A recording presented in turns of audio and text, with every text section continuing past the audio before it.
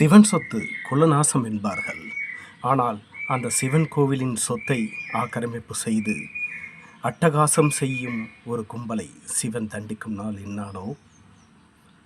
திருப்பராய்த்துறை சிவன் கோவிலில் அத்துமீறல், நூற்றுக்கால் மண்டபத்தின் பூட்டை உடைத்து பள்ளி நிர்வாகம் அட்டூழியம். திருச்சி மாவட்டம் திருப்பராய்த்துறை சிவன் கோவிலில் ஆகம விதிகளுக்கு முரணாக செயல்பட்டு வந்த தனியார் நர்சரி பள்ளி நிர்வாகத்தினர் கோவிலின் நூற்றுக்கால் மண்டபக் கதவின் பூட்டை உடைத்து அத்துமீறிய சம்பவம் அப்பகுதியில் பெரும் பரபரப்பையும் அதிர்ச்சியையும் ஏற்படுத்தியுள்ளது. நடந்தது என்ன?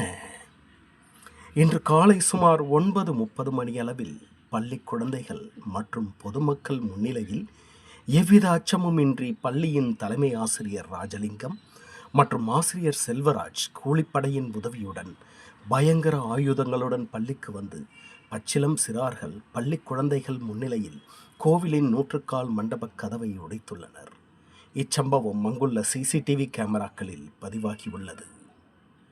சர்ச்சையின் பின்னணி: 1000 ஆண்டு பழமையான கோவிலுக்கு சொந்தமான நூற்றுக்கால் மண்டபத்தில் அனுமதியின்றி நர்சரி பள்ளி செயல்பட்டு வந்துள்ளது.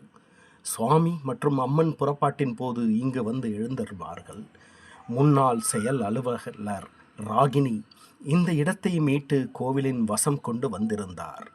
அறநிலையத்துறை அமைச்சர் ரமேஷ் கடந்த 6ஆம் தேதி களப்பணி மேற்கொண்ட போது இந்த இடத்தை மீண்டும் கோவில் கட்டுப்பாட்டில் கொண்டு வர உத்தரவிட்டிருந்தார். இதன் பெயரில் புதிய செயல் அலுவலர் பிரபாகரன் பள்ளியை ஏற்கனவே இருந்த இடத்திற்கு மாற்ற உத்தரவிட்டு நூற்றுக்கால் மண்டபம் பாதுகாப்பற்று உள்ளதால் திருப்பணி செய்வதற்காகவும் திட்டமிடப்பட்டிருந்தது. அந்த இடத்தை பூட்டி கோவில் பயன்பாட்டிற்காக நெல் உலர்த்தி மாற்றியிருந்தார். இந்த நடவடிக்கையால் ஆத்திரமடைந்த ராமகிருஷ்ண தபோவனத்துடன் தொடர்புடைய போலி சாமியார்களின் தூண்டுதலின் பேரில் இந்த அத்துமீறல் அரங்கேற்றப்பட்டுள்ளதாக கூறப்படுகின்றது. இந்த சம்பவத்தின் போது கோயில் செயல் அலுவலர் பிரபாகரன் அங்கு இல்லாதது அதிர்ஷ்டவசமானது எனவும் அவர் இருந்திருந்தால் அவரை கொலை செய்யவும் திட்டமிட்டிருந்ததாகவும் கூறப்படுகின்றது.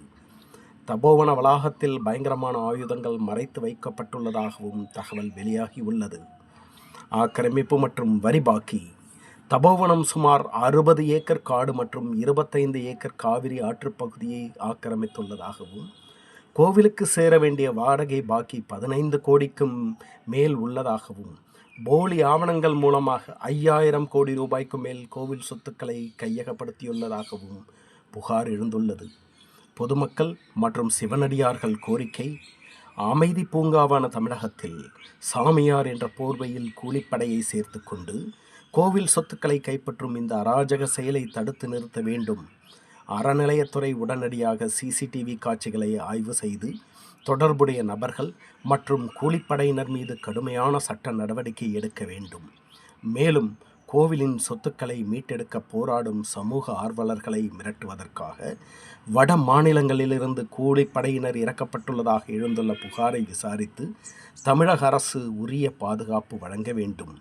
மேலும் தபோவனம் ஆக்கிரமிப்பு செய்துள்ள சிவன் கோவில் சொத்துக்கள் அனைத்தையும் உடனடியாக பறிமுதல் செய்து தபோவனத்தின் மீது தகுந்த நடவடிக்கை எடுக்க வேண்டும் என்பதே பொதுமக்கள் மற்றும் சிவனடியார்களின் கோரிக்கையும் ஆகும்.